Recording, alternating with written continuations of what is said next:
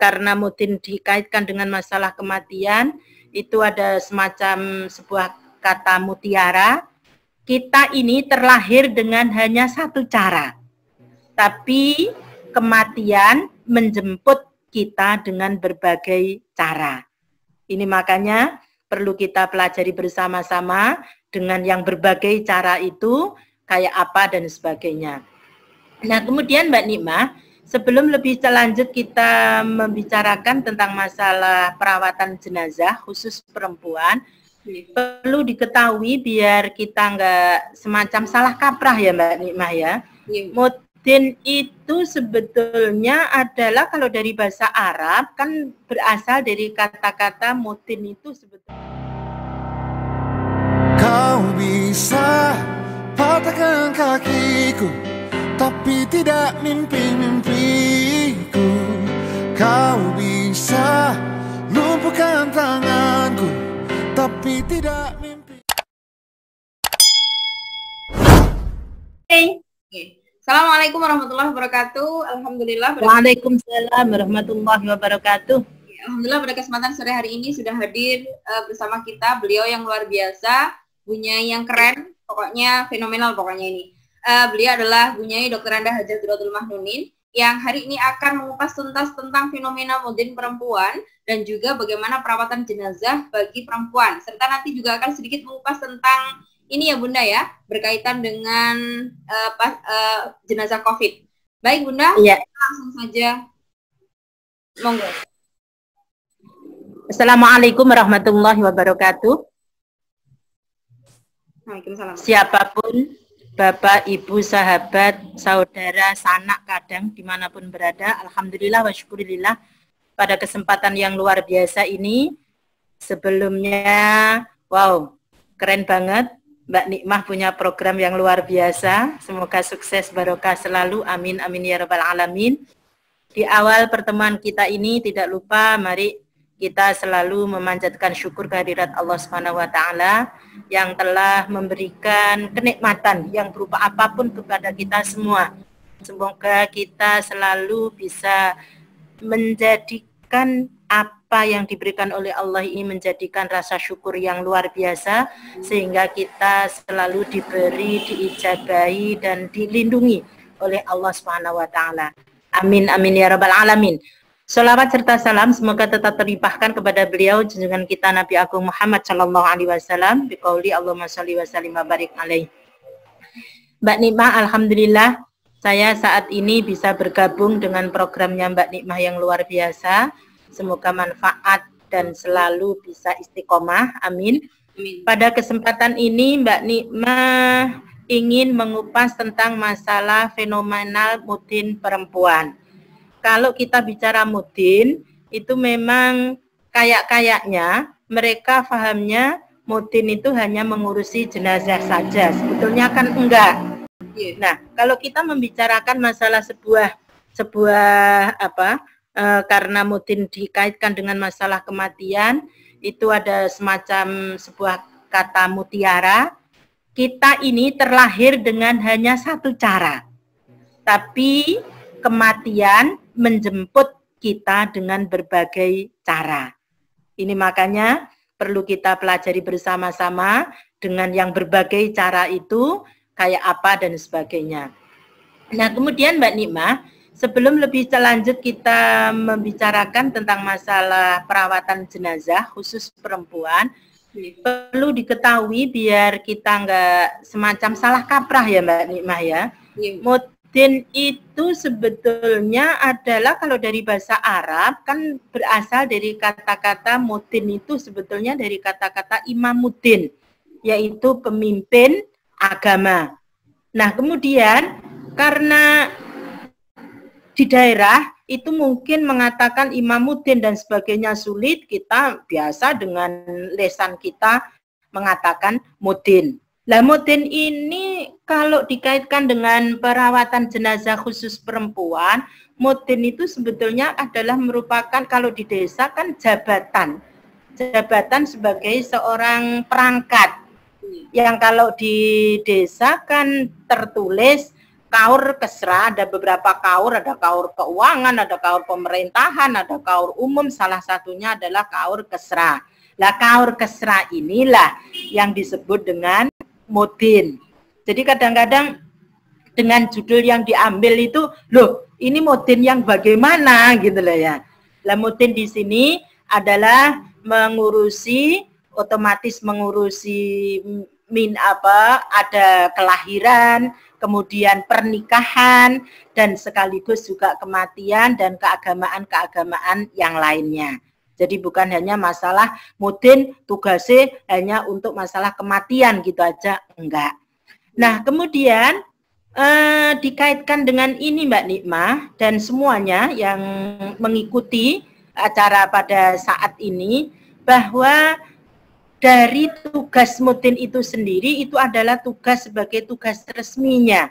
Lah kalau kita menangani ada seseorang yang meninggal dunia, itu memang kalau sebetulnya terpaksa keluarga, sanak, kadang dan sebagainya itu tidak bisa ngopeni sendiri, baru kembali kepada tugas mutlak dari seorang mudin tersebut. Jadi kalau kita kembali kepada kajian fikih, sebetulnya memang mengurus jenazah itu kan diutamakan di mereka yang mengurus adalah orang-orang yang terdekat, orang-orang yang tercinta, orang-orang yang tersayang.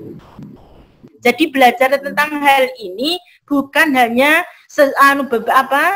sekelompok orang saja yang harus mempelajari tentang ini, tapi semuanya kita harus tahu. Masalahnya apa? Seseorang sebelum meninggal dunia, itu kan ada kalanya meninggal dunia secara mendadak, ada kalanya sakit dulu. Seandainya Mbak Nikmah ditanya, semoga panjang umur dan sehat selalu, seandainya Mbak Nikmah ditanya, pilih mana kira-kira sebelum meninggal dunia itu sakit dulu apa meninggal mendadak Mbak Nikmah? Meninggal yang husnul khotimah tanpa merepotkan siapapun, Bunda. Itu jelas itu ya, secara ide apa? Iya, secara apa? Iya, meninggal secara nggak merepotkan orang dengan husnul khotimah. Lah kadang-kadang meninggal orang jalan untuk meninggal dunia. Jadi kita terlahir dengan satu cara, namun kematian menjemput dengan berbagai cara. Kalau kelahiran itu bisa kita prediksi, seseorang wanita hamil, kapan kira-kira melahirkannya, ini bisa diprediksi. Kadang-kadang mereka yang berduit, anaknya biar mendapatkan tanggal kelahiran yang cantik, kadang-kadang kan juga bisa diprogram. Ya. Ingin lahir tanggal sekian, ingin lahirnya hari apa, pasarannya apa, itu kan bisa diprogramkan dengan operasi sesar. Ya. Tapi kalau masalah kematian, ini memang berbagai cara. Oleh karena itu mereka meninggal dunia itu bermacam, ada 1001 cara untuk malaikat Israel menjemput ajal kita sewaktu-waktu itu antar satu dengan yang lain itu kadang-kadang tidak sama.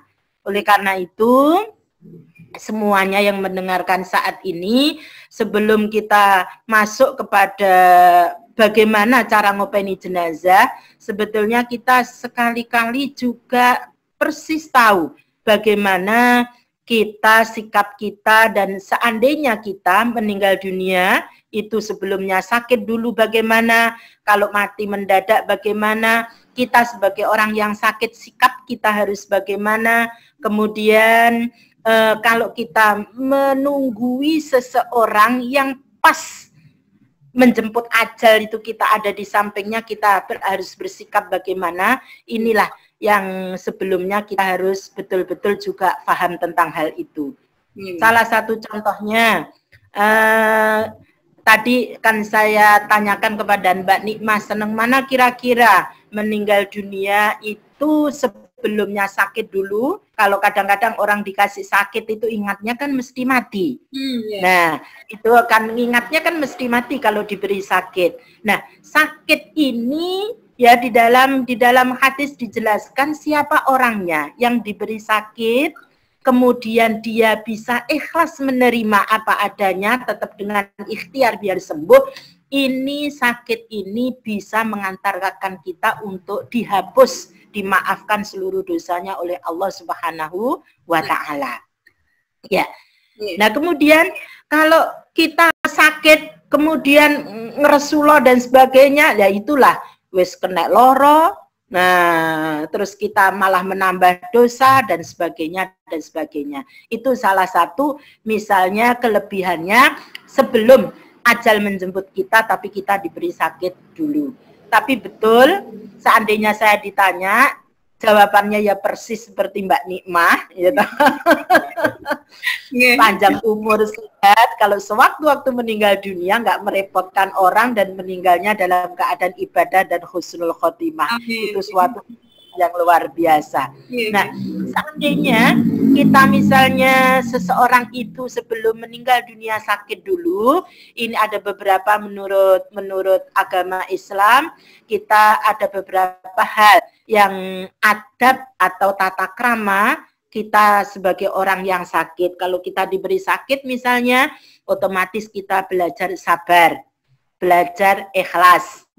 Kemudian kalau kita diberi sakit itu wajib ikhtiar untuk sembuh. Kadang-kadang ada orang yang halah wong diwehi loro sing maringi Gusti Allah, engko nek Gusti Allah maringi mari lak mari dhewe dan sebagainya.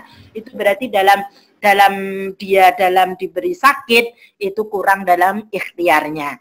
Nah, kemudian otomatis sakit itu bisa mengantarkan kita untuk belajar tobat. Nah, mengevaluasi kita banyak salah, kita banyak dosa dan sebagainya. Ini kesempatan untuk tobat kepada Allah Subhanahu wa Ta'ala. Jadi itu. Nah, kemudian kalau kita misalnya kita termasuk orang yang bukan sakit, tapi orang yang di samping, di sekeliling orang yang sakit misalnya. Nah, ini disunatkan kita kalau ada sanak saudara yang sakit, disunatkan untuk menjenguk. Itu hukumnya adalah sunat. Nah, waktu menjenguk ini kita bisa mendapat pahala sebagai orang yang karena menjenguk silaturahim ini, kalau waktu menjenguk itu memberi motivasi Mbak Nikmah. Jadi memberi motivasi yang sakit untuk biar semangat, untuk selalu ikhlas, selalu menerima, selalu tetap semangat, walaupun toh diberi sakit berupa apapun. Jangan sampai ngendangi wong loro, setelah kita pulang sing loro mundak nemen. Karena apa? Karena kadang-kadang kita nggak terasa, Mbak, Mas, penjenengan ki jane sakit apa toh? Nah, katanya dokter saya sakit liver. Duh, kok sampai kena sakit liver itu gimana? Terus kemudian cerita bla bla bla dan sebagainya. Lah mestinya kita untuk memberi semangat nggak usah khawatir. Sakit liver itu nggak ada masalah. Bisa sembuh dan sebagainya, ini itu. Jangan sampai sebaliknya. Loh Mas, Mbak, ngati-ngati loh. Loro liver ki bahaya. Tonggoku, dulurku sing loro liver mati kabeh gek nek sing urip. Semakin ajrih mangke.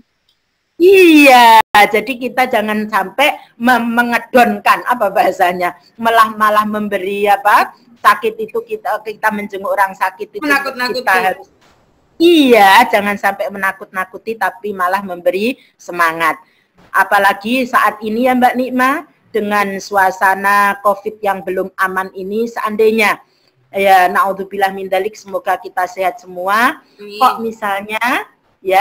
misalnya ada teman tetangga yang karena sakit kena corona misalnya, kita tidak malah mengucilkan, kita tidak malah kemudian memberitahu bahwa itu bahaya dan sebagainya, tidak, kita malah memberi semangat, memberi dukungan supaya orang yang sakit itu selalu semangat untuk sembuh, semangat untuk ikhtiar, akhirnya bisa sembuh sebagaimana semula. Itu. Nah,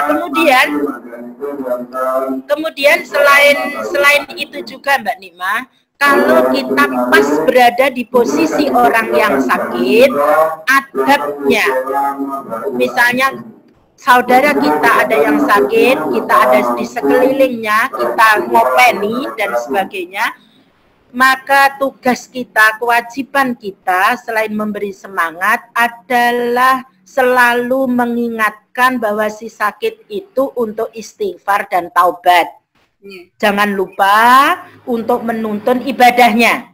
Jadi ibadahnya jangan sampai karena sakit, walah mandak cik loros aboki gak usah sholat nggak apa-apa, nanti aja kalau sembuh. Jangan.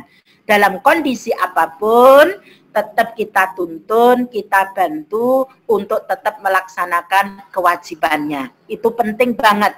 Karena sering terjadi mereka yang sakit ditunggu nitok, diopeni nitok, terus kemudian sholat wajibnya, kewajibannya adalah kelendran. Justru orang yang sakit itu mestinya lebih mendekatkan diri kepada Allah Subhanahu wa Ta'ala sesuai dengan kemampuannya.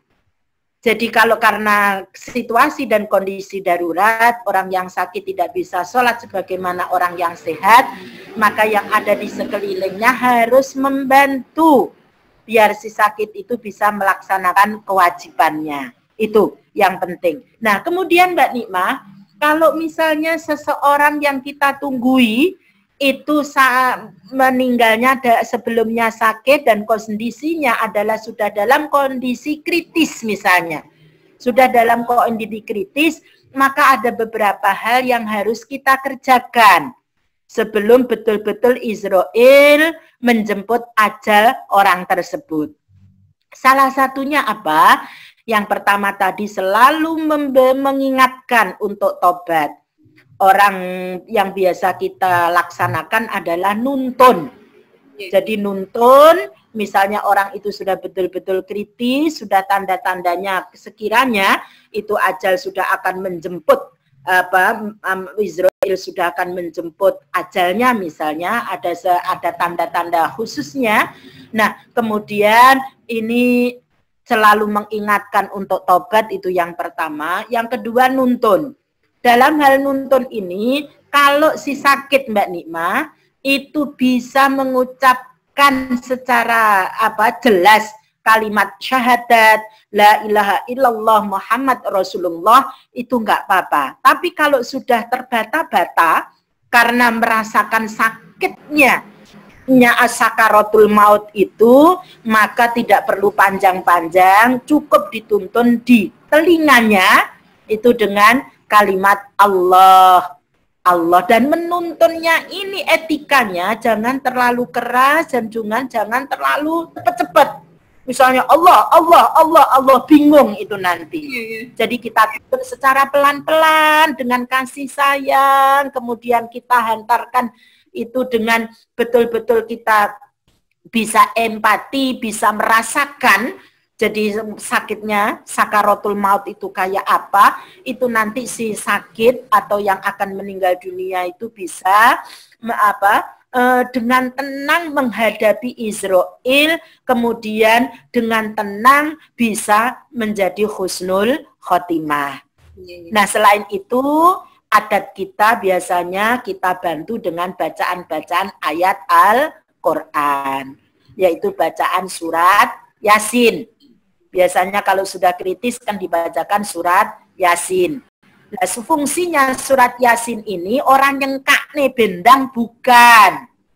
Kadang-kadang pernah terjadi ada ibunya yang sudah dalam keadaan kritis, terus kemudian tetangga kanan kiri mau membacakan surat Yasin, anaknya nggak mau orang tuanya dibacakan surat Yasin karena anggapannya orang yang dibacakan surat Yasin ini jari ini nyengkakne bendang.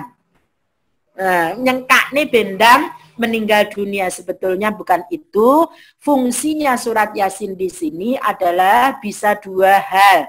Yang pertama, kalau memang Allah masih memberi sehat, semoga cepat-cepat sehat, biar si yang sakit itu tidak merasakan siksaan yang luar biasa. Tapi kalau memang Allah sudah menghendaki bahwa kontrak hidupnya orang tersebut sudah selesai, jadi memang sudah waktunya untuk meninggal dunia, semoga meninggal dunia dalam keadaan yang tidak merasakan sakit dan dalam keadaan husnul khotimah. Itu fungsinya adalah fungsi dari surat Yasin. Nah, kalau surat Yasin itu seandainya kita bicarakan seandainya obat itu dosisnya dosis biasa. Tapi kalau yang dosisnya dosis tinggi itu bukan surat Yasin, adalah surat Ar-Ra'd. Itu bacaannya untuk itu. Nah, kalau sudah semacam itu, kita tunggui, ini alhamdulillah luar biasa, suatu keuntungan tersendiri, seandainya kita saat Izrail mencabut nyawa kita, ada saksinya, ada orang-orang tercinta yang ada di sekitar kita, itu yang luar biasa. Yang bisa mengingatkan kita untuk tobat, kemudian mendoakan kita untuk menghadapi Izrail itu, menghadapi dengan tenang, biar bisa husnul khotimah. Itu. Nah, kemudian kalau orang itu sudah kalau memang betul-betul waktu meninggalnya, ini salah satu cara, yaitu meninggalnya itu betul-betul waktu itu beruntung ada orang-orang di sekitarnya. Nah, kemudian kalau betul-betul sudah meninggal dunia, apa yang harus kita kerjakan? Yang harus kita kerjakan yang pertama adalah kita mengucapkan kalimat istirja. Inna lillahi wa inna ilaihi raji'un. Jadi segalanya dari Allah akan kembali kepada Allah juga. Bunda, ya, karena gambarnya Bunda tidak terlihat. Oh gitu? Iya. Ya? Iya, gambarnya. Terus harus gimana? Beda posisi atau bagaimana begitu Bunda? Yang videonya sama dinyalakan Bunda. Sudah. Coba dimatikan sebentar terus dinyalakan dulu Bunda. Oke, dinyalakan lagi Bunda. Sudah. Ampun. Halo. Oke. Kita lanjut. Sampun. Alhamdulillah sudah terlihat kembali. Ya. Oke. Ya. Terima kasih Mbak Nikma. Jadi saya tadi mengatakan bahwa kematian itu dengan berbagai cara. Yang paling bahagia waktu kita menghadapi ajal, Izrail mencabut nyawa kita, ada orang-orang yang di sekeliling kita, kemudian kita dalam keadaan ibadah dan husnul khotimah.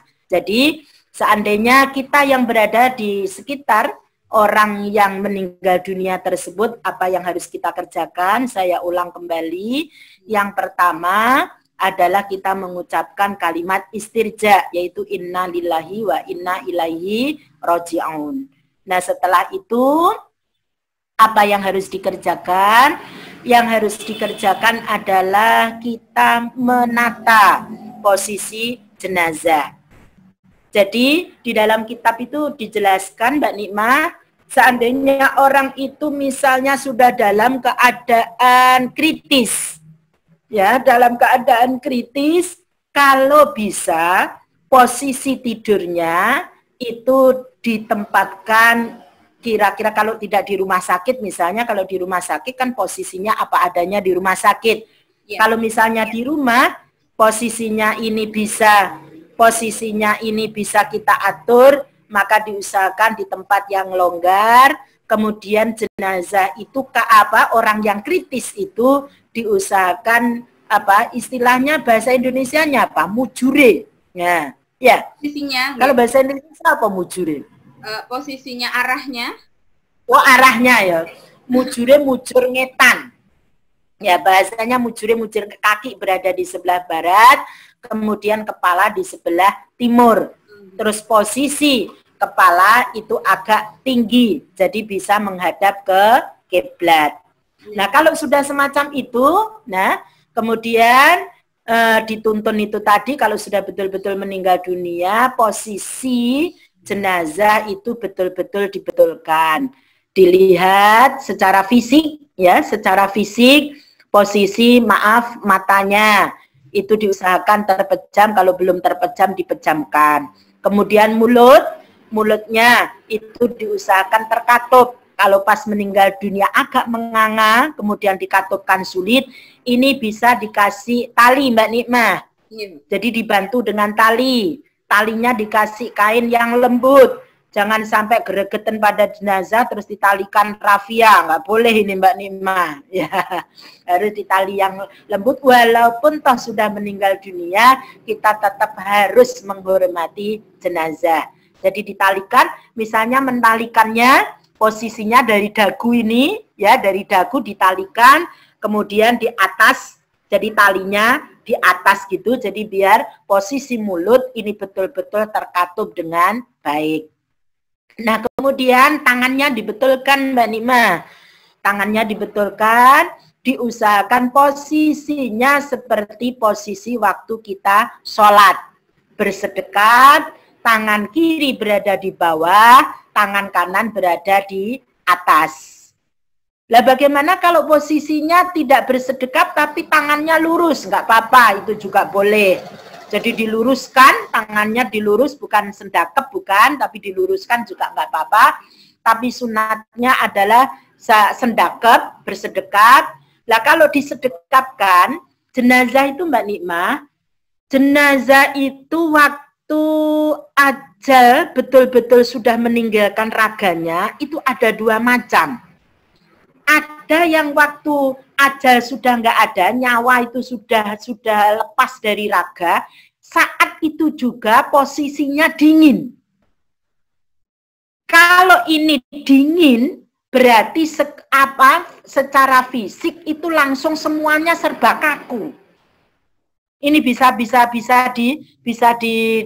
dilihat sendiri. Jadi kalau langsung dingin posisinya mesti serba kaku. Tapi ada kalanya waktu ajal itu betul-betul sudah keluar dari raga, itu posisinya itu tetap hangat. Kalau posisi tetap hangat seperti orang tidur, nggak seperti orang meninggal dunia, tetap hangat, itu maka seluruh fisik itu masih dalam keadaan nggak kaku tapi ya lemas biasa. Nah, kalau posisinya yang masih hangat itu, posisi yang masih hangat itu kadang-kadang disendakep nih itu agak sulit. Ceblok-ceblok. Nah, disendakep nih, ceblok. Nah, ceblok itu bukan karena hidup lagi, bukan. Tapi karena posisi tangan itu lemes, maka bolak-balik itu tangan itu disedekapkan terus jatuh lagi disedekap. Lah itu bisa dibantu dengan tali. Kalau di rumah sakit itu biasanya pakai perban. Kalau di rumah kan nggak mesti orang punya perban. Jadi pakai kain yang halus bagaimana yang ditalikan untuk yang kepala tadi. Nah, setelah itu dilihat kakinya. Kakinya diusahakan posisi kaki itu juga mepet, lurus mepet. Jangan sampai posisi begagah dan sebagainya. Itu kalau yang lemes itu juga agak sulit. Cara menalikan biar posisi kaki itu betul-betul lurus, jempolan dan jempolan kaki itu ditali. Jadi jempol dengan jempol, jadi menalikan jangan kakinya bukan jempol dengan jempol, itu aja ditali, itu bisa lurus. Kalau sudah semacam ini, maka sekitar yang ada di sekitarnya, posisi jenazah itu diletakkan di tempat yang sekiranya itu tidak mengganggu orang lewat. Masalahnya posisi kalau di rumah, posisi rumah itu kan tidak sama dengan yang lain. Kalau di rumah sakit meninggal dunia, kemudian ditata langsung di kamar jenazah selesai. Tapi kalau di rumah, kalau sudah betul-betul meninggal dunia, kemudian diletakkan di tempat yang kira-kira tidak orang berlalu lalang itu tidak mengganggu dan disunatkan dibujurkan ke utara, mujur ngalor. Nah, diletakkan mujur ngalor. Nah, kemudian diusahakan seluruh yang ada melekat yang ada di tubuh berupa apapun itu dicopot semua.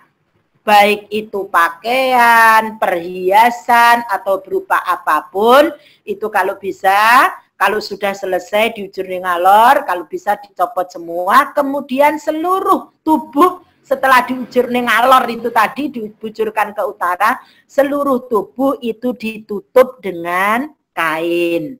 Biar enggak dilihat semua orang. Nah biasanya Mbak Nikmah yang untuk menutupi, lah menutupi itu pakai apa? Pakai kain apapun boleh. Tapi ada di sekitar kita, biasanya apa Mbak Nikmah yang untuk menutupi? Biasanya pakai jarit. Kain jarit itu Bu ya? Iya, biasanya pakai jarit. Lah apa enggak boleh pakai sarung? Boleh. Kalau pakai sarung, kalau jarit itu satu jarit sudah cukup. Kalau pakai sarung itu harus 2, karena sarung itu menutupi kaki, kepalanya kelihatan. Ditutupi kepala, kakinya kelihatan. Kalau jarit itu selesai. Kalau nggak punya jarit, adanya apa? Spray apa? Gordin? Ya nggak apa-apa, tapi kok saja aneh gitu kan ya.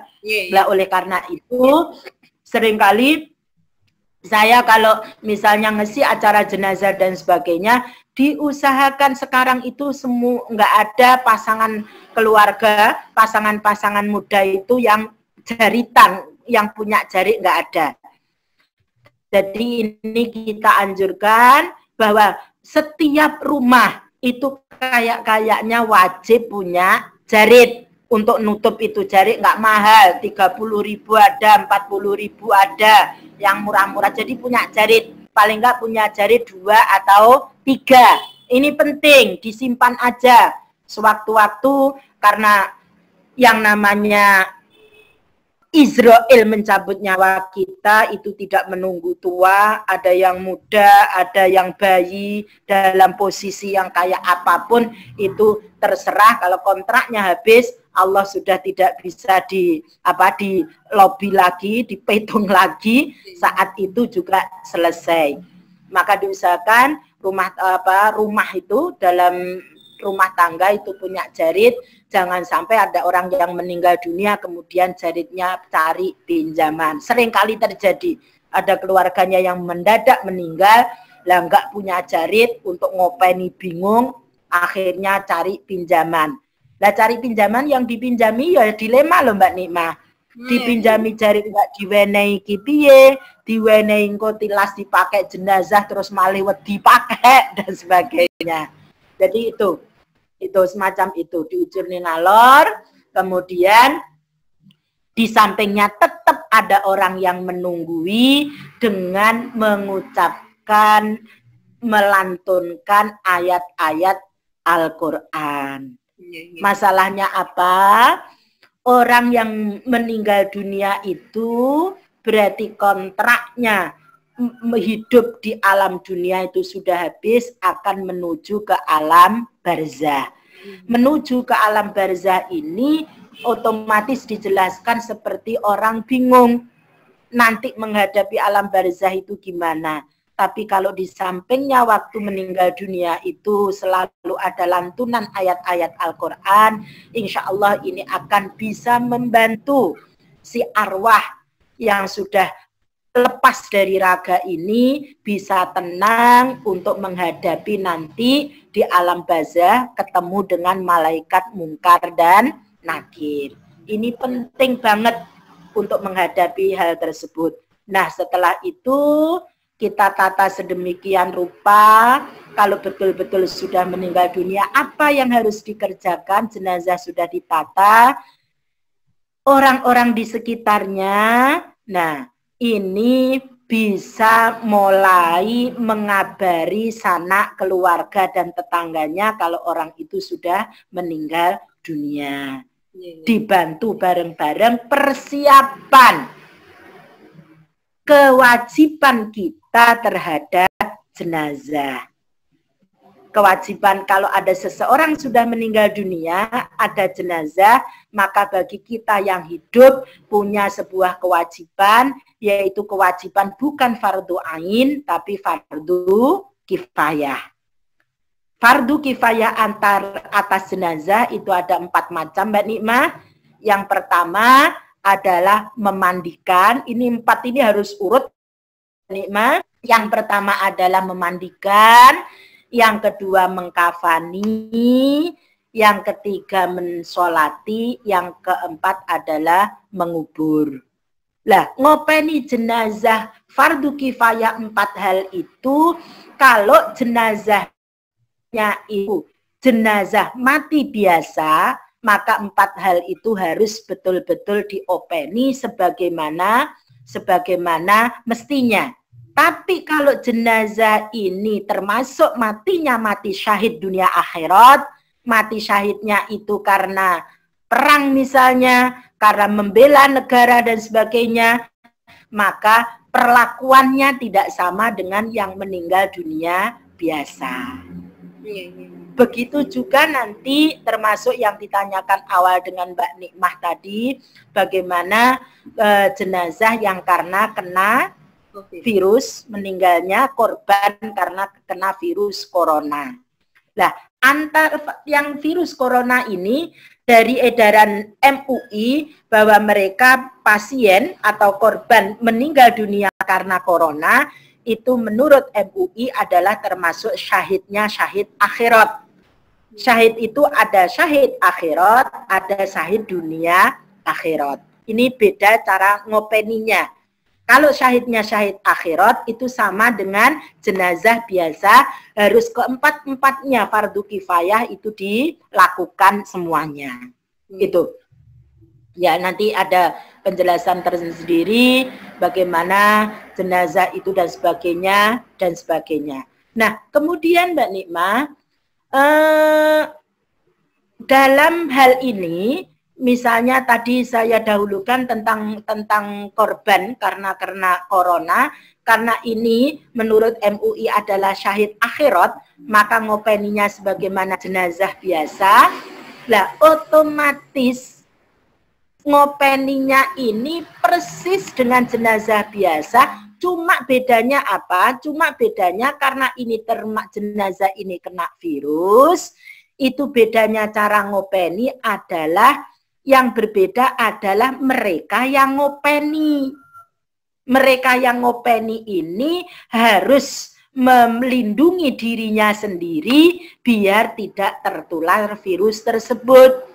Jadi cara memandikannya, cara mengkafani, cara mensolati, cara mengubur itu sama. Lah karena memang jenazah itu termasuk kena virus, maka yang ada di sekitarnya harus dilindungi biar tidak menjadi madarat atau menjadi sebuah hal yang merugikan orang lain.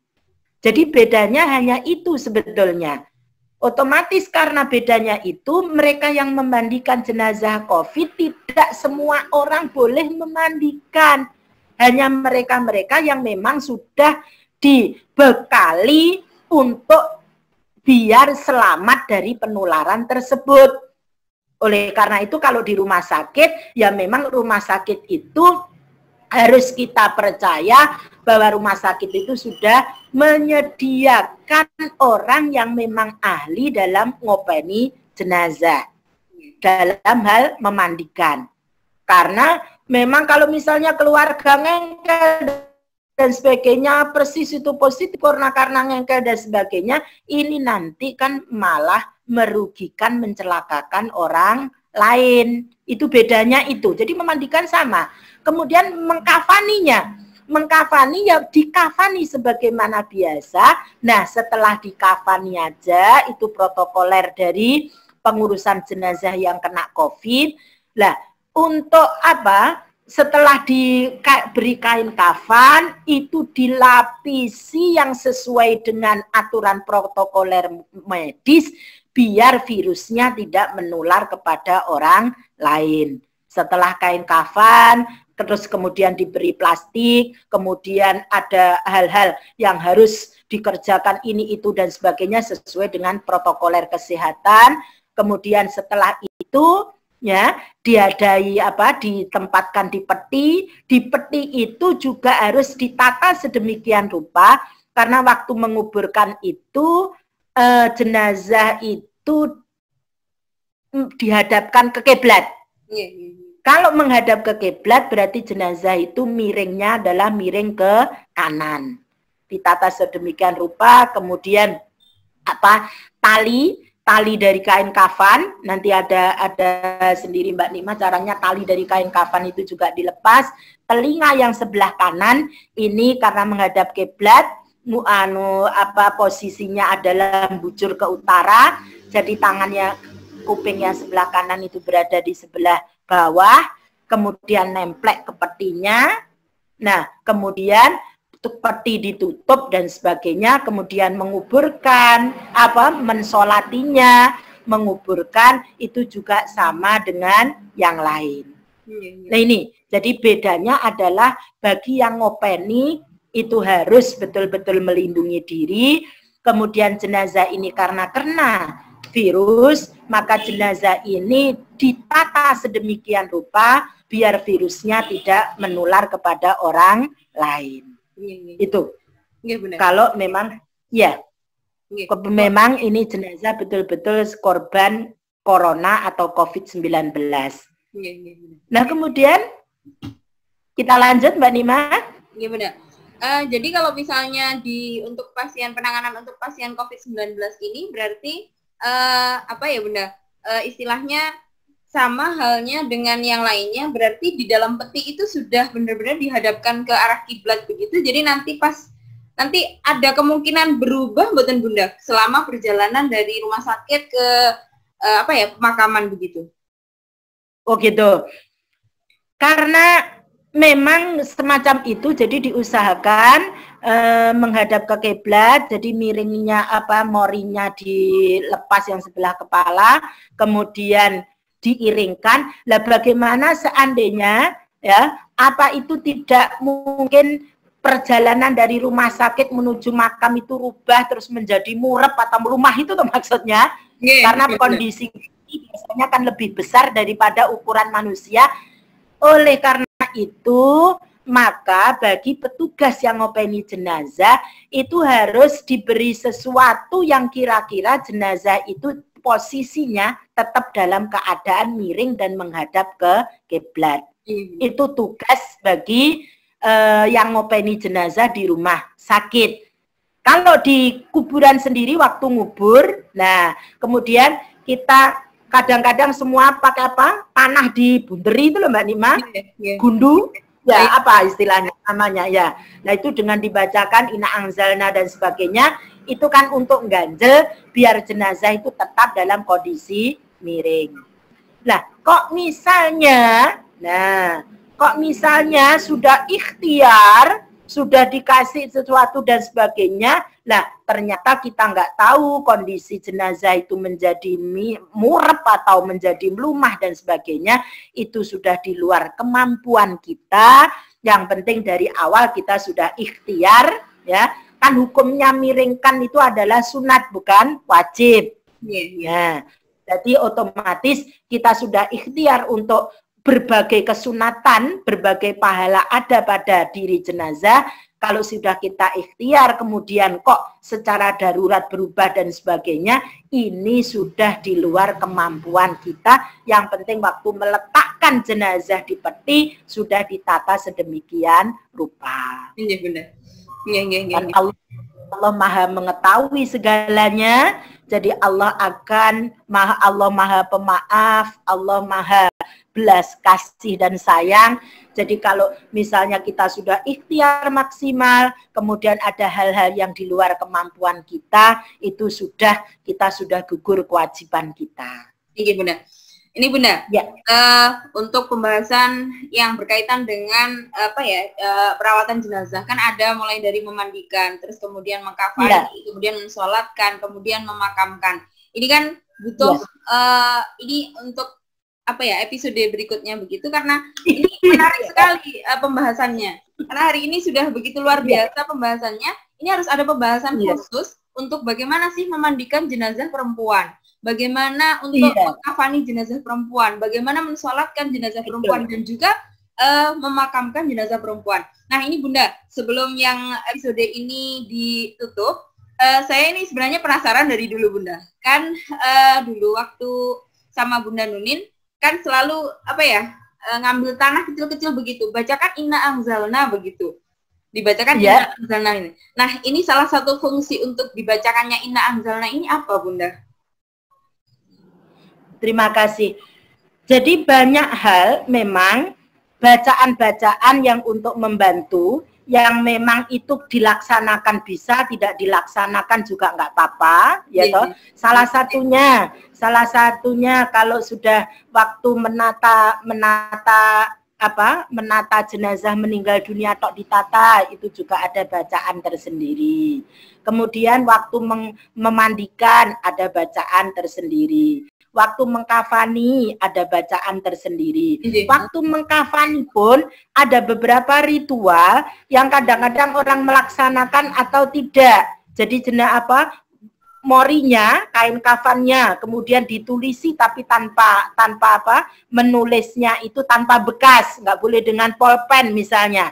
Bisa menulisnya itu dengan tangan, ditulisi bismillah, ditulisi ini itu. Kemudian bisa dengan siwak itu untuk menulis, ditutulkan mangsinya itu pakai air zam-zam. Jadi ritual-ritual semacam itu memang ada yang melaksanakan, ada yang tidak. Jadi banyak hal, termasuk jenazah waktu diujur ngalor. Pernah enggak, Mbak Nimah pernah enggak melihat jenazah diujur ngalor, enek lampu, utawa ublek, utawa lilin dan sebagainya? Di samping jenazah. Pernah lihat Bunda? Nah, seringkali kan ada semacam itu. Itu apa fungsinya? Kadang-kadang ada juga. Kemudian waktu memandikan, airnya dikasih daun kelor. Pernah lihat enggak? Ya, Bunda, ada ya. Kayak gitu. Bunga dan sebagainya. Lah itulah perlu dikupas tuntas. Apa itu fakta, apa itu mitos. Nah, itu memang waktunya. Ya, nanti khawatirnya nanti dianggap ini, mitos saja lah, ini kayak begini. Nah, ini ada waktu jenazah dipamitkan, kemudian ngeprok kendi, berobos dan sebagainya. Nah, iya benar. Ini luar biasa sekali, pembahasannya semakin menarik sekali. Berarti kan harus ada ini Bunda nanti. Harus ada pembahasan khusus terkait perawatan jenazah, mulai dari memandikan, yang mulai dari tetek bengek apapun itu. Terus kemudian ada mengkafani yang seperti Bunda Nunin dawuhnya tadi. Terus kemudian ada mensolatkan. Kemudian ada ini Bunda, memakamkan atau menguburkan jenazahnya. Mengkafani, mensolati, mengubur. Oke. Nah, ini harus ada episode khusus karena ini pembahasannya panjang sekali dan menarik sekali, Bunda. Iya. Apalagi Mbak Nima, kondisi jenazah itu juga macam-macam. Misalnya sakit parah, kemudian ada luka, kemudian kecelakaan, sebagian tubuhnya hancur dan sebagainya, ada cara-cara tersendiri ngapain semacam itu. Iya. Berarti ini harus ada episode khusus Bunda, karena sekali ini harus beberapa kali. Mungkin nanti memandikan pun juga harus satu episode khusus ini nanti. Ngaji bersama Bunyai Nunin. Iya. Nanti bisa juga nanti mungkin praktek. Nah, boleh Bunda. Siap Bunda. Bunda, ini karena kita ada keterbatasan waktu untuk bincang-bincang faedah ini. Kita akan Bunda berkenan untuk bersama-sama menyampaikan untuk berkaitan dengan memandikan, kemudian mengkafani, mensolatkan dan juga memakamkan jenazah ini nanti kita lanjutkan di episode berikutnya begitu. Insya Allah. Jadi mungkin jenazah gini-gini juga, yang kadang-kadang juga ada orang meninggal dunia itu nggak konangan Mbak Nikmah. Maksudnya nggak konangan gimana? Malam nggak ada masalah, sehat walafiat, terus mapan tidur. Pagi-pagi kok nggak bangun dibangunkan sudah nggak bisa. Nah, posisi tangannya pas daplang, kakinya dan sebagainya. Nah ini cara ngopeni dan sebagainya juga ada caranya tersendiri nanti. Ini Bunda. Bunda siap Mbak Nima, insya Allah. Terima kasih atas rawuhnya pada bincang semua perempuan itu apa pentingnya Mbak Nima? Sekali lagi. Pentingnya semua perempuan paham bagaimana cara ngopeni jenazah. Jadi urusannya adalah masalah muhrim, masalah aurat. Jangan sampai jenazah perempuan diopeni oleh laki-laki yang bukan muhrimnya.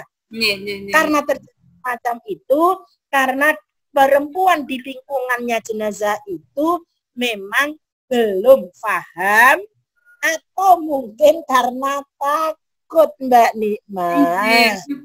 Biasanya kan kadang ibu-ibu itu rata-rata kadang takut Bunda. Ketonan gak iso turu. Iya. Terus Bunda, harus diberi semangat. Kalau semua takut, terus kita nanti yang ngopeni siapa? Wong kita nanti juga akan mati, kan gitu ya Mbak Nina ya. Iya Bunda, lurus sekali. Ya. Oke. Insya Allah kita berbagi belajar bersama-sama. Ya. Oke, terima kasih Bunda untuk ilmunya yang luar biasa pada kesempatan hari ini. Kita akan melanjutkan di episode berikutnya untuk perawatan jenazah karena materinya luar biasa kerennya ini Bunda. Karena setiap orang akan juga mengalaminya dan itu ada di sekitar kita. Karena perempuan, kalau yang perempuan juga butuh perempuan di sampingnya untuk merawatnya begitu Bunda. Iya. Bunda, mudah-mudahan sehat selalu dan mudah-mudahan barokah manfaat semuanya. Bunda, atas rawuhnya. Barokah manfaat Mbak Nikmah. Amin. Lanjutkan program yang luar biasa ini. Amin.